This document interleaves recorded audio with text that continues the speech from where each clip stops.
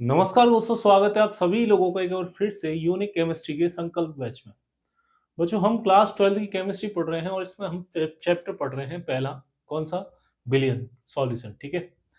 इसमें हमने अब तक क्या क्या जाना, देखिए हमने सांद्रताओं के बारे में जान चुके हैं, हम बिलियन के प्रकार पढ़ चुके हैं, बिलीयता के बारे में जान चुके हैं, राउल्ट का नियम पढ़ा था, हेनरी का नियम पढ़ा था। ठीक है। इन सारी चीजों के बारे में अब तक हम डिस्कस कर चुके हैं। हमारा टॉपिक चल रहा है अणुसंख्यक गुणधर्म। क्या चल रहा है? अणुसंख्यक गुणधर्म, कॉलिगेटिव प्रॉपर्टीज। ठीक है।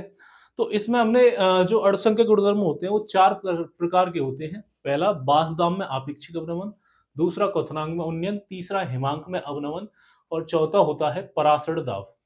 हमने इससे लास्ट लेक्चर में पहला अणुसंख्यक गुणधर्म पढ़ा था। कौन सा? बाष्पदाब में आपेक्षिक अवनमन। ठीक है। तो आज हम दूसरे नंबर की बात करेंगे। दूसरा नंबर कौन सा है? दूसरा कौन सा भाई? क्वथनांक में उन्नयन। क्वथनांक में उन्नयन। ठीक है भाई, कौन सा है? क्वथनांक में उन्नयन। ठीक है। समझना क्वथनांक में उन्नयन होता क्या है। देखिए, सबसे पहले तो जो उन्नयन होता है, उन्नयन का मतलब होता है सर वृद्धि। उन्नयन का मतलब क्या है? वृद्धि। जैसे इससे पहले पढ़ा था बाष्पदाब में आपेक्षिक अवनमन। अवनमन का मतलब था कमी, ऐसी उन्नयन का मतलब है वृद्धि। तो वृद्धि होगी किसमें होगी? क्वथनांक में। क्वथनांक में क्या होगी? वृद्धि। अब सर ये क्वथनांक होता क्या है, हमें ये पता हो तो हम क्वथनांक में उन्नयन जान सकते हैं। ठीक है। तो सबसे पहले इसे पढ़ने के लिए हमें क्या पढ़ना पड़ेगा? क्वथनांक के बारे में जानना पड़ेगा भाई। तो क्या पढ़ेंगे? पहले क्वथनांक। ठीक है। इसे पढ़ने से पहले किसके बारे में जानेंगे? क्वथनांक के बारे में। अब क्वथनांक इंग्लिश में कहा जाता है इसे बॉइलिंग पॉइंट।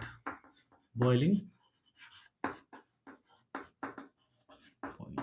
ठीक है भाई। 10th 9th 11th। ठीक है। 9 10th 11th। अब तक तुम लोग क्वथनांक, हिमांक और गलनांक ये सारी चीजें पढ़ते आ रहे होंगे। पढ़ी हैं? क्वथनांक, हिमांक, गलनांक पढ़े हैं। तो क्वथनांक क्या है? क्वथनांक है हम अगर मैं किसी पानी को, मैं अगर पानी को उबालूं तो पानी कितने डिग्री सेल्सियस पे उबलता है? 100 डिग्री सेल्सियस पे। कितने पे? पानी कितने पे उबलता है? 100 डिग्री सेल्सियस पे।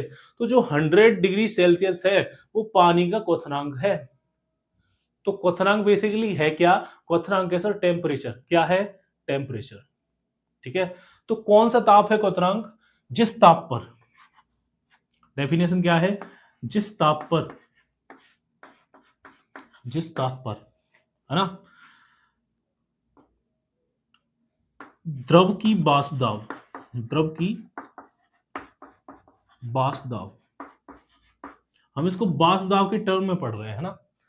जिस ताप पर द्रव की बाष्प दाब किसमें? वायुमंडलीय बाष्प दाब के बराबर हो। किस पे? वायुमंडलीय, वायुमंडलीय बाष्प दाब के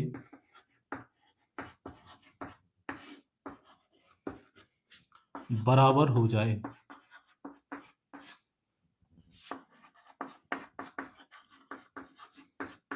उसे क्या कहते हैं?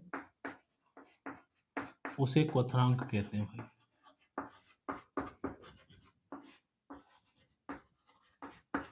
समझ में आया क्या लिखा मैंने? अभी समझ में नहीं आया होगा क्या लिखा है। समझना ध्यान से, ध्यान समझना क्या बोल रहा हूं मैं। मैंने कहा कि मेरे पास जल था भाई। क्या था? इसमें जल है। ठीक है। अगर मैं इसको उबालूंगा, इसको मैं हीट करूंगा भाई, मान लो एक गैस है ना, अगर मैंने इसको हीट किया तो जो पानी है, ये पानी कितने डिग्री सेल्सियस पे उबलेगा भाई? ये उबलेगा कितने पे? 100 डिग्री सेल्सियस पे। कितने पे बोलेगा पानी? 100 डिग्री सेल्सियस पे। ठीक है। तो जो 100 डिग्री सेल्सियस है वही क्या है? क्वथनांक है। मतलब पानी का जो क्वथनांक होता है, पानी कितने पे उबल सकता है अधिकतम, तो वो कितना है भाई? 100 डिग्री सेल्सियस। ठीक है। तो ये जो द्रव था पहले, ये पानी कैसा था? द्रव था। ठीक है। अब जब जो ये उबलेगा तो ये किस में चेंज होगा? वाष्प में चेंज होगा। भाप बनेगी। क्या बनेगी? भाप, है ना। वाष्प वाष्प कहां पे जाके मिलेगी भाई? वायुमंडल में। किसमें? वायुमंडल में। तो क्या बोल रहा हूं मैं कि ये द्रव की जो वाष्प दाब है और वायुमंडल की वाष्प दाब है कैसी होनी चाहिए? आपस में बराबर। द्रव की वाष्प दाब और वायुमंडल की वाष्प दाब कैसी होनी चाहिए? आपस में बराबर। तो उस टेम्परेचर को, जिस टेम्परेचर में ये दोनों बराबर हो जाए, उसी टेम्परेचर को क्या कहते हैं? हम क्वथनांक कहते हैं, बॉइलिंग पॉइंट कहते हैं। ठीक है, तो ये रही हमारी क्वथनांक की बातें, है ना? समझ में आया? एक और पॉइंट है इसमें, जो वायुमंडलीय वाष्प दाब होता है भाई, किसकी बात कर रहा हूं? वायुमंडलीय वाष्प दाब कितना होता है? कोई बताएगा? एक वायुमंडल का वाष्प दाब कितना होता है? इसको 1 एटीएम कह देते हैं। 1 एटीएम, एटीएम का मतलब एटमॉस्फेयर, है ना? तो 1 एटीएम बराबर कितना? ये होता है 760 mmHg। 760 mmHg। ठीक है भाई, इसको याद रखना है आपको। एक वायुमंडल का वाष्प दाब कितना होता है? 760 mm ऑफ Hg। क्लियर? अब समझिए ध्यान से, हम बात करेंगे क्वथनांक में उन्नयन की। तो क्वथनांक में उन्नयन को समझने के लिए भाई एक चीज समझनी पड़ेगी तुम्हें। समझना क्या?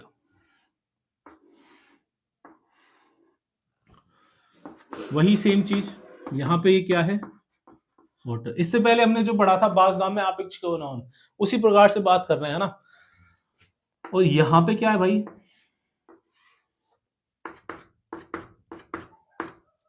यहां पे वाटर है, जल है, और क्या है? यहाँ पे चीनी मिली हुई है इसमें। ठीक है, तो ये हमारे पास क्या बन गया है? विलयन। इसमें विलय भी है और विलायक भी है। और यहाँ पे क्या है? शुद्ध विलायक है। ये कैसा विलायक है? शुद्ध विलायक। ठीक है, इसमें कोई भी विलेय पदार्थ नहीं है, तो कैसा विलायक कह देंगे हम इसे? शुद्ध विलायक है। ठीक है, अब भाई, अब मुझे ये बताओ, इसमें से वाष्प किसकी ज्यादा होती है? वाष्प दाब किसका ज्यादा होता है? ये सारी चीजें मैंने लास्ट लेक्चर में बताई थी कि जो जल होता है इसका वाष्प दाब ज्यादा होता है। तो इसके वाष्प दाब को किससे डिनोट किया? पी नॉट से। इसको किससे डिनोट किया था? पीएस से, है ना? क्योंकि सॉल्यूशन, पीएस का मतलब सॉल्यूशन, है ना? और नॉट, ये पी नॉट का क्या होता है? शुद्ध विलायक का वाष्प दाब। ठीक है, तो भाई अगर मैं बात करूं कि वाष्प दाब किसकी ज्यादा, इसकी वाष्प दाब ज्यादा है, इसकी वाष्प दाब कम है। क्लियर? तो मान लो एक कोई नंबर मान ले रहे हैं, रैंडम कोई नंबर मान लो, मान लो इसकी जो वाष्प दाब है वो 400 mm ऑफ Hg है। कितनी है? 400 mm Hg है। कोई भी एक रैंडम नंबर मान लो, है ना? अच्छा, अब मैं अगर इसकी मानूं तो ये 400 से कम होगा या ज्यादा होगा? भाई इसकी वाष्प दाब कितनी है? इसकी है 400 mm Hg। मैं कह रहा हूं इसकी वाष्प दाब कितनी होगी? 400 से कम होगी, ज्यादा होगी? भाई इसकी वाष्प दाब कम होगी ना, तो इसकी वाष्प दाब ज्यादा है तो इसकी कम होगी। भाई ये वाष्प दाब इसकी ज्यादा, इसकी कम, है ना? तो इसकी वाष्प दाब क्या होगी? कम होगी। तो 400 से कम मान लो, मैंने यहां पे मान लिया 350 mm Hg। ठीक है, क्लियर? अब समझना,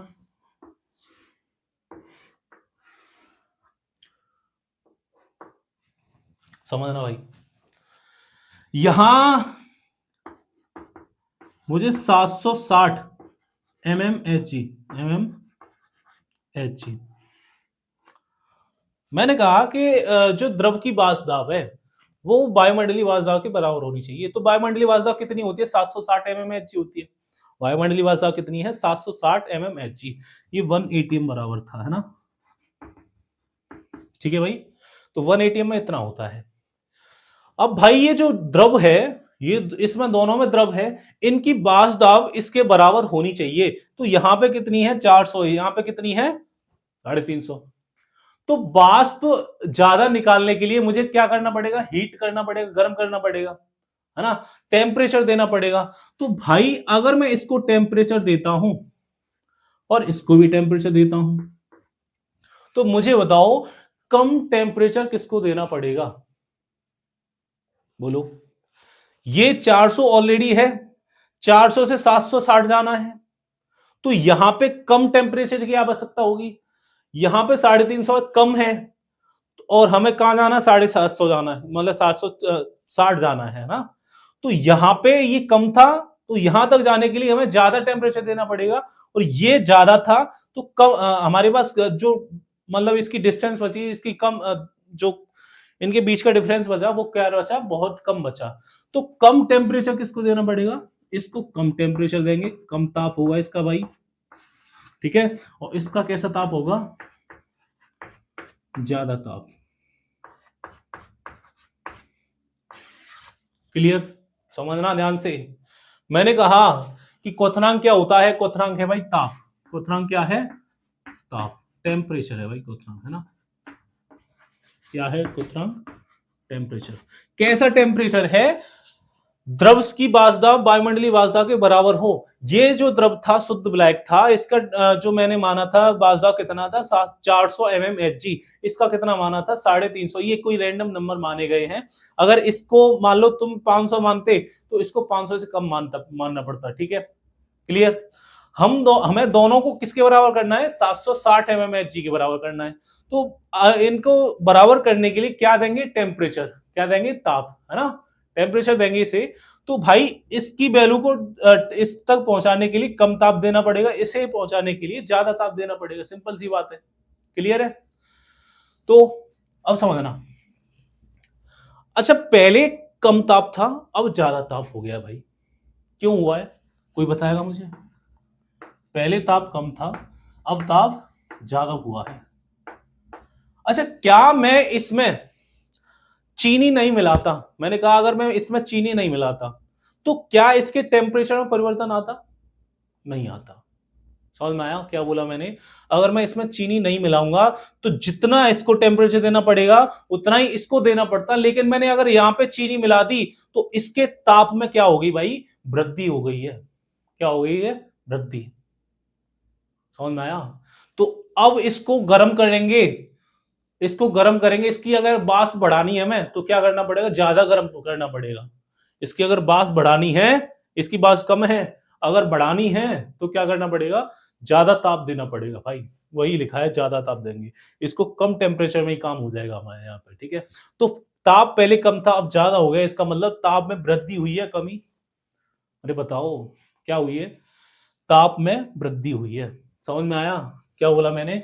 यहां पे जो था भाई, यहां पे क्या मिलाया मैंने, यहां पे अवाष्पशील विलेय पदार्थ मिलाने पर टेम्परेचर में क्या हो गई है, वृद्धि हो गई है। ताप में क्या हुई है, वृद्धि। और ताप में वृद्धि मतलब क्वथनांक ही क्या है, ताप है। तो क्या बढ़ गया, इसका क्वथनांक बढ़ गया है। अरे समझ में आया। तो और यहां पे क्या लिखा है, देखो क्वथनांक में उन्नयन, क्वथनांक में उन्नयन, ठीक है। क्या लिख रहा है, क्वथनांक में उन्नयन, मतलब क्वथनांक बढ़ेगा, क्वथनांक में वृद्धि होगी। क्या क्वथनांक में वृद्धि हो रही है, हो रही है। कब हो रही है, जब हमने इसमें अवाष्पशील विलेय पदार्थ मिलाया है, जब चीनी की मात्रा मिलाई है, जब चीनी मिलाया है। चीनी क्या है, अवाष्पशील, अवाष्पशील विलेय पदार्थ। सारी चीजें जो हो रही हैं वो किसकी वजह से हो रही है, अवाष्पशील विलेय पदार्थ मिलाने की वजह से। इससे पिछला वाला पढ़ा होता हमने, वाष्पदाब में आपेक्षिक अवरमन, तो उसमें भी जो वाष्पदाब में कमी हुई थी वो किसकी वजह से हुई थी, अवाष्पशील विलेय पदार्थ मिलाने की वजह से। तो इसलिए ये जो हेडिंग है ये क्या कह रही है भाई, हेडिंग अणु संख्या गुणधर्म क्या होते हैं, ऐसे गुणधर्म जो अणुओं की संख्या पर डिपेंड करते हैं, जो अणुओं की संख्या, अणुओं की कौन सी संख्या, अणुओं की विलेय जो मिला है उसकी संख्या, जो अवाष्पशील विलेय पदार्थ मिला है उस उन अणुओं की संख्या। समझ में आया, ठीक है। तो इसकी डेफिनेशन क्या बनी भाई, ये जो क्वथनांक में उन्नयन है, ये सारी चीजें इन चीजों से समझ में आई डेफिनेशन जो भी है, नहीं तो रटनी पड़ेगी भाई। अगर ये सारी चीजें समझ ली तुमने तो आसानी समझ में आ जाएगी, है ना। इसका वाष्पदाब कम था, इसका वाष्पदाब ज्यादा था, इसको बढ़ाने के लिए क्या करना पड़ेगा, टेम्परेचर देना पड़ेगा। तो टेम्परेचर पहले कम था, अब ज्यादा है, तो ताप में क्या हो गई, वृद्धि। यही तुम्हारा क्या है, क्वथनांक में उन्नयन। समझ में आया। तो डेफिनेशन क्या बनी देखिए, यहाँ डेफिनेशन लिख देंगे इसकी, हाँ।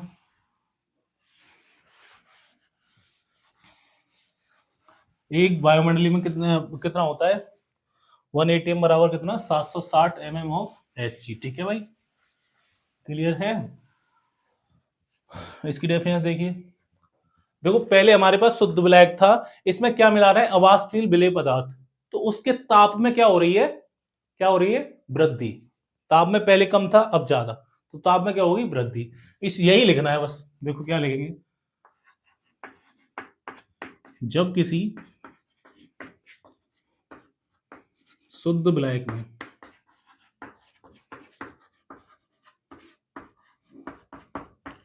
अवाष्पशील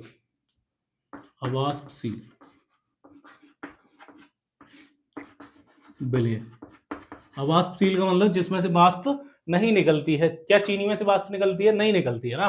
तो जब किसी शुद्ध विलायक में अवाष्पशील विलेय पदार्थ मिलाते हैं, विलेय पदार्थ मिलाते हैं, तो उसके ताप में, ताप कौन सा है यहाँ पे? ताप है सर क्वथनांक। ताप क्या है? क्वथनांक। तो उसके क्वथनांक में, तो उसके ताप में वृद्धि होती है, वृद्धि हो जाती है। ठीक है, तो उसके ताप में क्या हो जाती है? वृद्धि। पहले का ताप कम था, अब अगर मैंने चीनी मिला दी तो इसका ताप ज्यादा हो गया है इस तक पहुंचने के लिए, यही तो है। तो उसके ताप में वृद्धि हो जाती है। ताप में हुई इस वृद्धि को, ताप में हुई इस वृद्धि को, इस वृद्धि को क्या कहते हैं सर? क्वथनांक में उन्नयन कहते हैं। क्वथनांक में उन्नयन कहते हैं। क्लियर है? उम्मीद करता हूं समझ में आया होगा। क्या बोला मैंने? जब किसी शुद्ध विलायक में, जब हमारे पास कोई प्योर वाटर होगा, उसमें अगर चीनी या फिर कोई नमक हो गया, ग्लूकोज हो गया, यूरिया होगा, कुछ भी मिला दो जो अवाष्पशील हो, है। तो जब किसी शुद्ध विलायक में अवाष्पशील विलेय पदार्थ मिलाएंगे तो उसके टेम्परेचर में क्या हो जाएगी सर? वृद्धि। मतलब इसका जो बास दाब था वो कम था, अगर हम उसकी बास बढ़ानी है, मुझे क्या बढ़ाना पड़ेगा? टेम्परेचर। तो टेम्परेचर, जितना टेम्परेचर बढ़ेगा वही क्या कहलाएगा? हमारा क्वथनांक में उन्नयन। क्लियर? कोई डाउट है? समझ में आया? चलिए ठीक है, ये इसकी डेफिनेशन है ना। मिनिमम 3 नंबर में पूछी जाती है भाई ये चीजें। कितने मार्क्स में आएगा? 3 मार्क्स का आएगा। ठीक है, तो यहां से न्यूमेरिकल भी पूछे जाते हैं भाई। ये होगी डेफिनेशन इसकी। ठीक है, बाकी न्यूमेरिकल डेरिवेशन क्या क्या है, फॉर्मूला कैसे बनेगा, सारी चीजों की बात कर रहे हैं। समझिए ध्यान से। अब देखो ये जो है, अब शुद्ध विलायक और विलयन। ठीक है, मतलब अगर मैं यहां से मान लो, माना विलायक का बाष्पदाब, विलायक का, सॉरी बाष्पदाब नहीं, हम मान रहे हैं विलायक का जो ताप है, विलायक का ताप या टेम्परेचर या फिर कह सकते हैं क्वथनांक, है ना। विलायक का क्वथनांक, विलायक का क्वथनांक या फिर क्या क्या कहते हैं? ताप। ठीक है भाई, वो मान लो भाई T1 है, अपनी तरफ से मान लिया है, क्या माना है? T1। ठीक है, आप कुछ ही मान सकते हो, TA TV जो भी है ना। ठीक है, तथा बिलियन, ये हमारे पास पहले विलायक था, अब क्या है यहाँ पे? बिलियन। ठीक है, बिलियन का क्वथनांक, क्वथनांक की तो बात कर रहे हैं, इसके जो टेम्परेचर है उसकी, है ना। क्वथनांक ताप, इसको मान लो T2 है सर। ठीक है, समझना ध्यान से मैं क्या कह रहा हूं। इसका जो टेम्परेचर माना है T1 माना है, इसका टेम्परेचर माना है T2, इसका जो ताप है वो क्या माना? T1, इसका ताप क्या माना? T2। क्लियर? तो अगर मुझे क्वथनांक में उन्नयन, क्वथनांक में उन्नयन का मतलब क्वथनांक में वृद्धि, क्वथनांक में वृद्धि का मतलब परिवर्तन। अरे परिवर्तन ही तो हो रहा है, पहले कम था फिर ज्यादा हो गया, परिवर्तन हुआ नहीं हुआ? तो परिवर्तन, अगर मुझे परिवर्तन को डिफाइन करना है तो किससे करते हैं?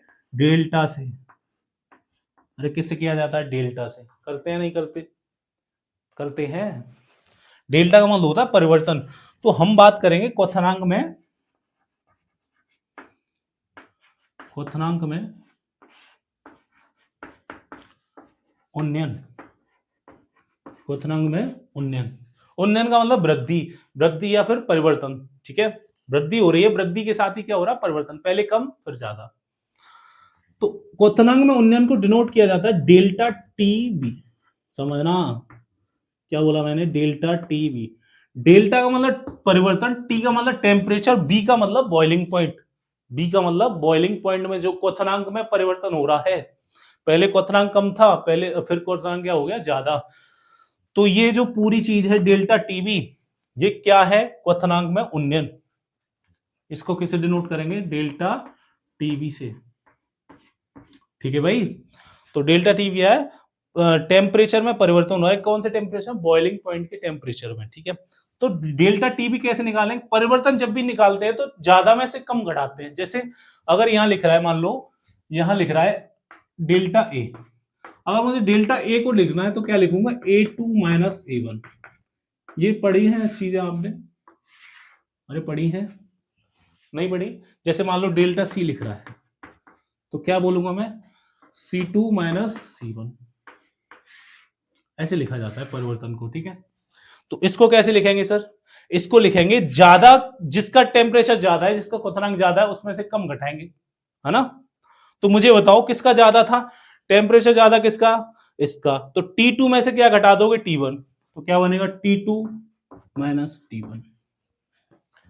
तो डेल्टा टीवी का फॉर्मूला क्या बना, T2 माइनस T1। ये तो पहला फॉर्मूला हुआ sir, T2 minus T1, clear. T2 का मतलब बिलियन का क्वथनांक, T1 का मतलब क्या, विलायक का क्वथनांक। ठीक है, बिलियन के क्वथनांक में से विलायक का क्वथनांक घटा दोगे तो आपके पास क्या निकल आएगा, क्वथनांक में उन्नयन, डेल्टा टीवी निकल आएगा। समझ में आया, कोई डाउट है, अरे बोल दिया करो भाई। अगर कोई भी चीज समझ में नहीं आ रही है तो आप कमेंट कर सकते हो। ठीक है, ये रही हमारी ये सारी चीजें। अब हम यहां से निकालेंगे फॉर्मूला, क्या निकालेंगे, फॉर्मूला। फॉर्मूला क्या है वो देखिए ध्यान से, ये सारी चीजें समझ में आई। ठीक है, आप लिखिए एक बार इन्हें, है ना।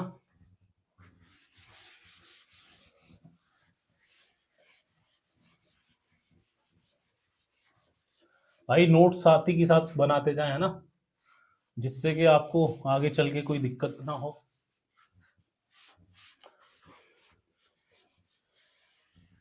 ठीक है भाई,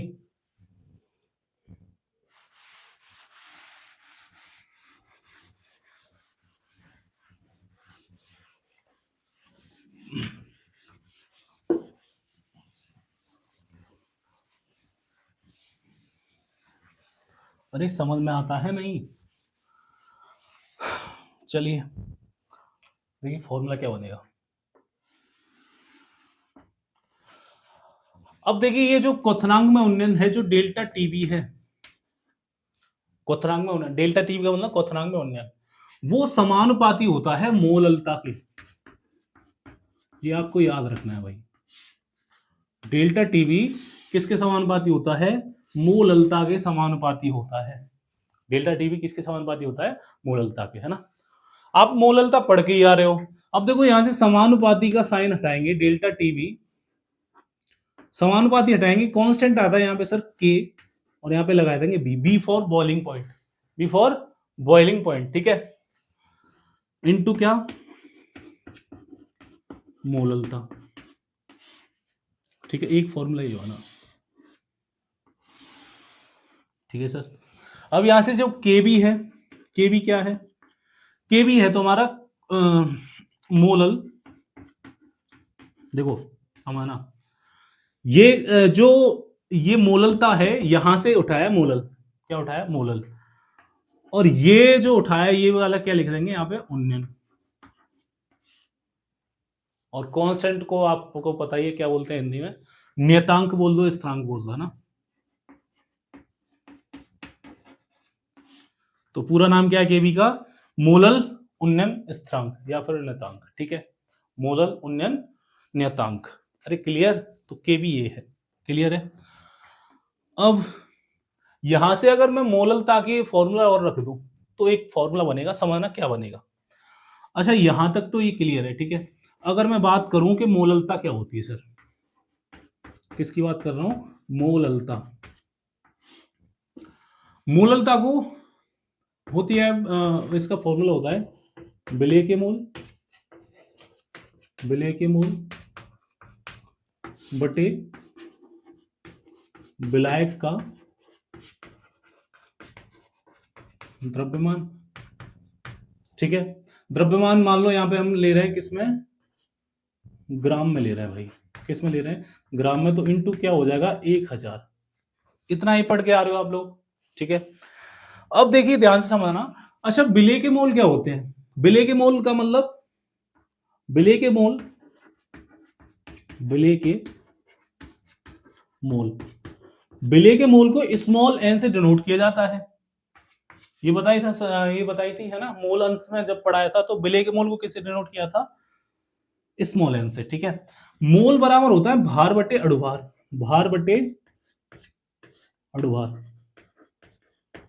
यही होता है।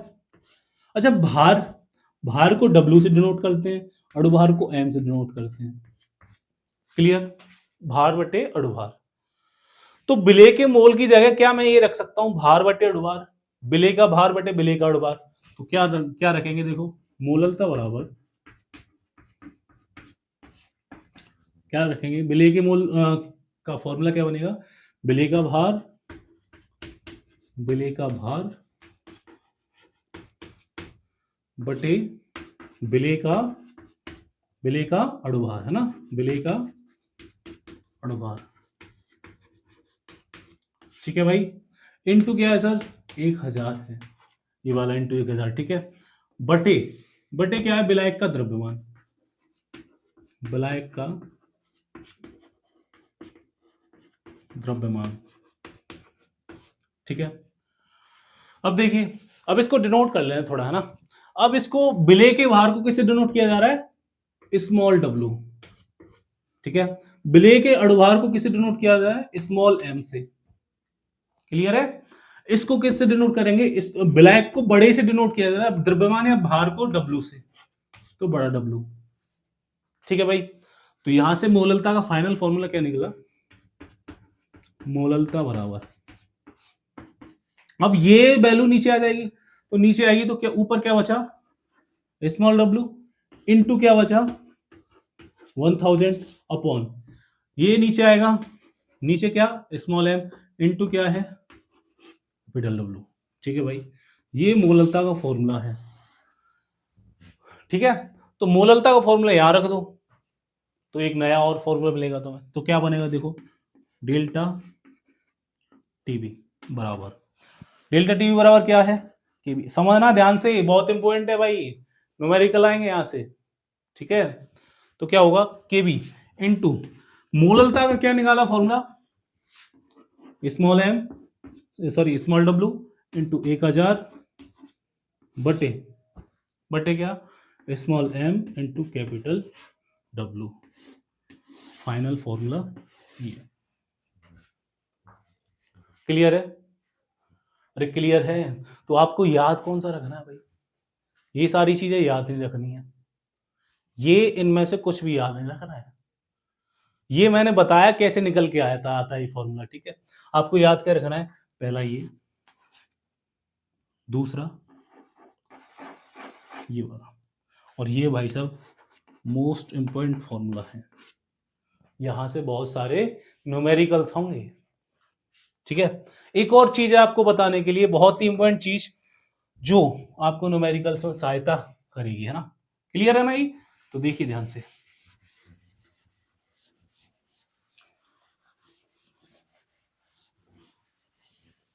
समझिए।